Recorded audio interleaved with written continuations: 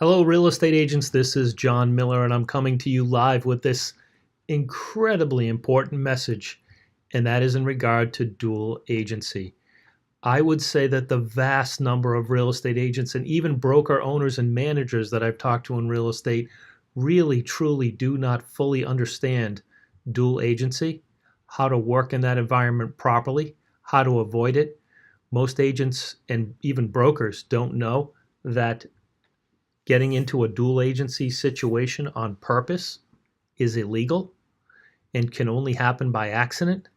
So I'm here to explain to you the details to keep you out of court and to keep you from being sued and to keep uh, your clients educated properly. And I would beg you to pass this on to as many agents as you possibly can, because I really truly believe that this is by far the most misunderstood detail in our industry. And it is by far the number one reason and cause for lawsuits in our industry is dual agency. Okay? So I pulled up this article. I just Googled lawsuits dual agency. The advent of dual agency is the biggest consumer scam in real estate. Big real estate firms are addicted to dual agency double commissions. Dual agency is illegal in every other profession. Dual agency makes brokers obsolete. Lenders are at high risk in dual agency transactions. Routine and deceptive schemes that artificially increase frequency of dual agency. They talk about that. Scheme number one, scheme number two, scheme number three, pocket listings. They talk about that. Financial consequences to agents, misinformation campaigns, and brokers that have substandard commission splits on MLS. Guys, this is really important to pay attention to this, okay?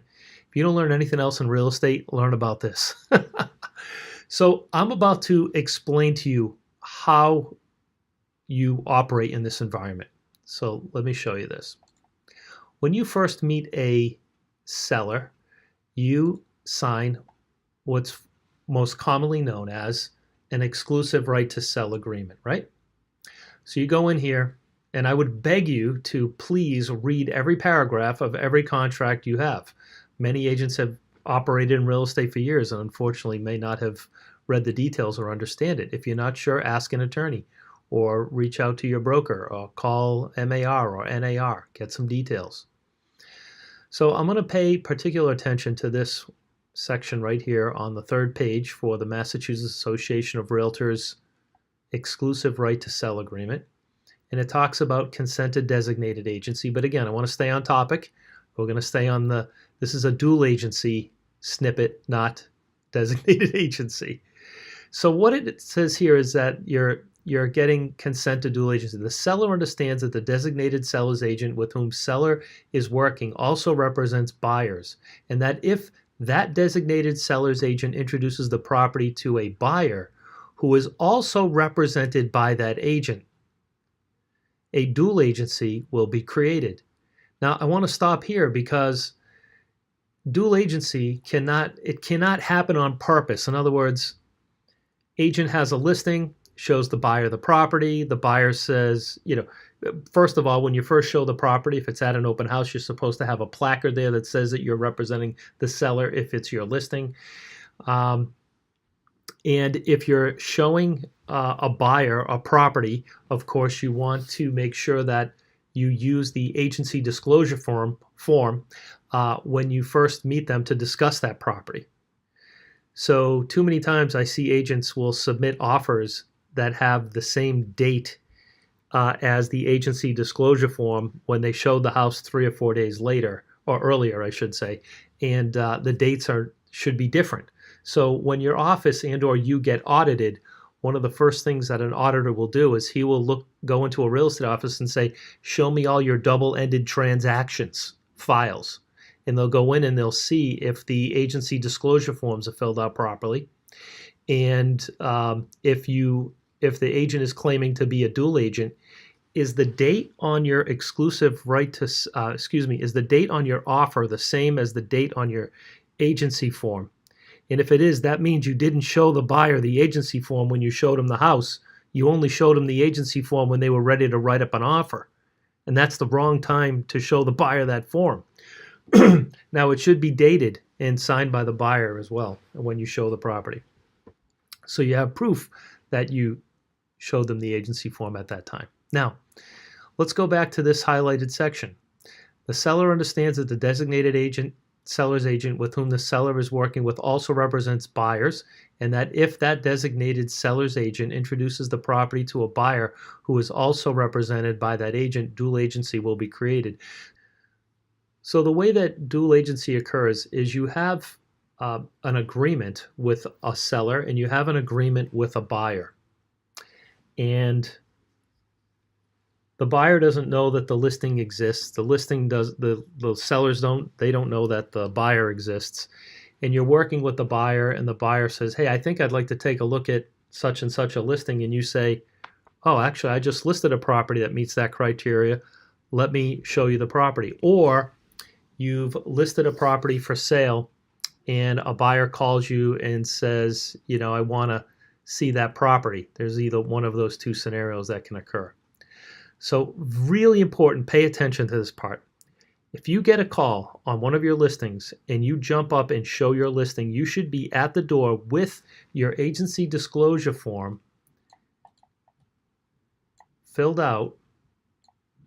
Bear with me, my computer is sticking here. Oh, wow. It's really not cooperating. Okay.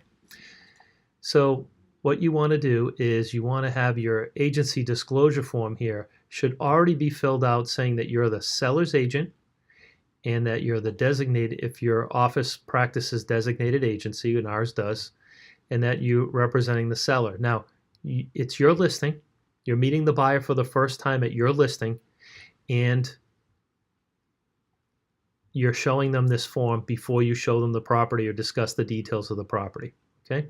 Normally, I'll meet them right in the driveway with a clipboard with this on it and say, you know, obviously you've probably seen other homes before, have you? They say yes, and so you're familiar with this form. 75% of the people say, no, I've never seen this form before, and then you have to explain to them what it is. I explain to them that it is not a contract. I explain to them that is required, mandatory by any licensee in the state before they discuss the property with you, and that if you met an agent who wasn't operating in that regard and they weren't doing this, then then they were not doing what they should be doing in the license, according to licensing law. And what happens is the buyer immediately trusts you because you're doing it right. You're disclosing who you represent and who you work for. So it adds huge credibility to you as a person and as an agent. And if other agents have not shown them this form, then they become leery of them and trust you now. And explain to them, look, I represent the seller. And they can very easily go through here and read the seller's agent, what a buyer's agent is, and what a designated agent is, and a dual agent. Again, many agents haven't even studied this part of the form. So this is what your form should look like, checked off. You need your name of your firm and the broker's license number in here as well. Buyer's name, they print it, they sign it, they date it for the date that you first discussed the property with them. And it's usually at the property. So just because they're a buyer, you don't check off you're a buyer's agent. You have no buyer agency relationship with that buyer. You've just met them. So it's illegal for you to show a property. You don't show them this form. They say they like it and they want to make an offer. And then you go in and check off, well, I'll be a buyer's agent here, and then I'll be a dual agent for you. And you can't get into dual agency on purpose. That's illegal. You can only get into dual agency relationship situation by accident. So that means you unknowingly, you didn't know that the buyer wanted your listing. And then the buyer sees it after the fact, after you've established these relationships first. Then they see the property and identify the property and want to look at it. And then you are in dual agency at that point. So again, real important, let's go through this.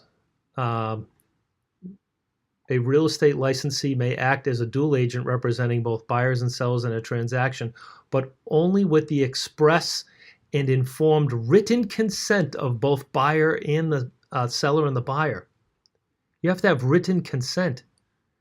A dual agent shall be neutral with regard to any conflict interest uh, of the buyer and the seller. Consequently, a dual agent cannot satisfy fully the duties of loyalty, full disclosure, obedience to lawful instruction, which is required of a seller or a buyer agent. A dual agent does, however, still owe the duty of confidentiality of material information and accounting for funds.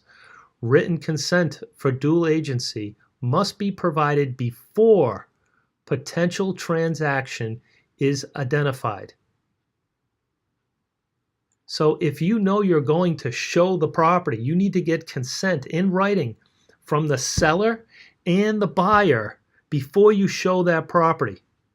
Okay, so there is a consent form, and I'm going to go through that with you. But in any event, no later than prior to the execution of the written agreement for purchase of sale of the residential property, the consent must contain the information provided for in regulations of the Massachusetts Board of Registration. Okay, so I'm going to go through this process with you. You meet a buyer at the property. You're a seller's agent. You represent the seller. You tell the buyer you're a seller's agent. They sign the form. You show the property. They like it. You write up the offer, still representing the seller. You just tell the buyer what you can and can't do, and they buy the property. That's not dual agency, folks. Just because you're working with a buyer and a seller does not make you a dual agent. What makes you a dual agent is if you have a buyer agency relationship with that buyer and then a seller agency relationship with that seller. And the two of them are going to come together and they're going to buy that property. Then you're a dual agent. Okay, I want to be real clear about this. So you're signing an exclusive listing agreement with a seller, and it talks about dual agency in here, very similar to what I just read. By signing this agreement, the seller consents to have the designated agent act as a dual agent. So that's your first step. Now, dual agency is a three-step dance. This is step one. It's in the exclusive listing agreement. Now, if you're meeting with a buyer, you're going to have your buyer agency agreement. And in your buyer agency agreement, it says consent to dual agency. And it goes through the same detail. Okay? So you're notifying, here's step one, you're notifying the seller and you're notifying the buyer when you list them. Okay? When you contract with them, when you get into an agency relationship with them. Okay? That's step one. That's not good enough. Okay? You need to reach out to them 2 more times in order to make this official. So then, before you show the property, you have to have what's called a notice of dual agency. And this is used when previous consent was obtained from the seller in the listing agreement and from the buyer in the buyer agent representation agreement. Broker previously gave notice within that contract I just showed you, right? You previously gave your consent. You're reminding them. Broker now gives notice that dual agency has occurred and that broker and affiliated licensees represent both seller and buyer in connection with the property. You put the property address. A dual agent is authorized to assist the buyer, but should be neutral in regard to any conflict interest of the buyer and seller. Consequently, a dual agent will have the ability to fully satisfy the duties and loyalty. Okay, so that's the notice. One has to be signed for the. There's one for listing. Excuse me. There's a section here for the seller. They check off seller, and they sign it and sign it. That's one for the seller, okay? And then there's one for the buyer, okay? And they check off buyer, and they sign the form. All right, so that's part 2. Part 3 is this section here where you're getting consent to dual agency. Real estate broker or salesperson may act as a dual agent who represent both buyer and seller with the informed written consent. A dual agent is authorized to assist the buyer and seller in a transaction, but shall be neutral with regard to conflicting interest. Consequently, a dual agent will not have the ability to satisfy so on and so forth. Buyer and seller should understand the material information received from either client that is confidential may not be disclosed by the dual agent. So over here, again, there's one for the seller and there's one for the buyer. And they're acknowledging, you put their name in here. And the broker salesperson's acknowledging that they're in a dual agency relationship. So this one is put together with the offer, and you need one for a buyer and you need one for a listing. Okay. If you are the seller, you're advised. If you're a buyer, you're advised.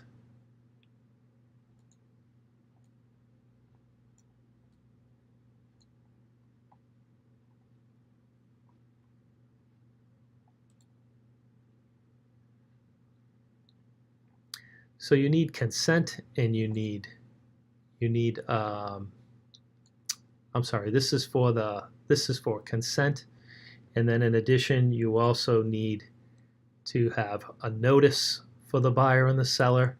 That's section 2, and then in addition to that, you're also notifying them with an exclusive buyer agency agreement, and then you're notifying them an exclusive right to sell agreement. So it's a 3-step dance. You need upfront disclosing what it is and that they're agreeing with your agreements. You need notice and you need consent. All 6 of these forms need to be in .loop.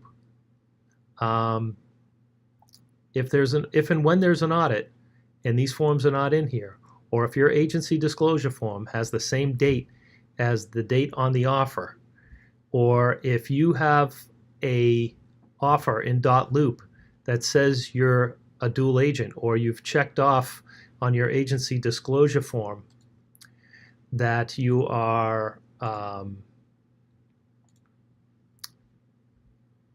right here. If you showed the property and you've checked off that on your listing, okay? Let's say it's your listing, and you've checked off that you're a buyer's agent on your listing,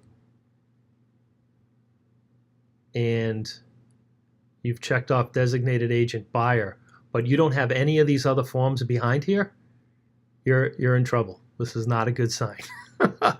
And if this is dated the wrong date, I mean, it's not good. So I just showed you how to do it right. It's really important you follow these instructions, guys. I can't stress this enough. In order to stay out of trouble in real estate, you've got to use this process. Now, maybe I spoke a little too fast. Maybe I jumped around a little bit. Maybe you don't fully understand. If you don't have a 110% grasp on what I've just explained to you, you need to please, please, please reach out to me.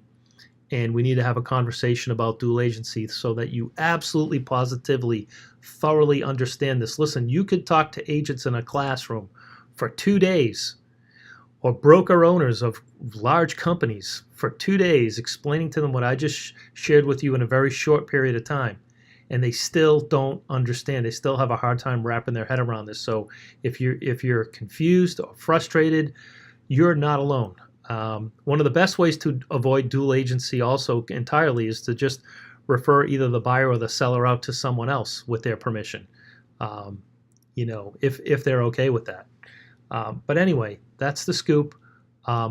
Please respond and let me know that you saw this video, and let me know what questions you have. I will reply and answer any and all questions for you to make sure that you're on track with this. Alrighty, enjoy the day, and let's stay out of trouble.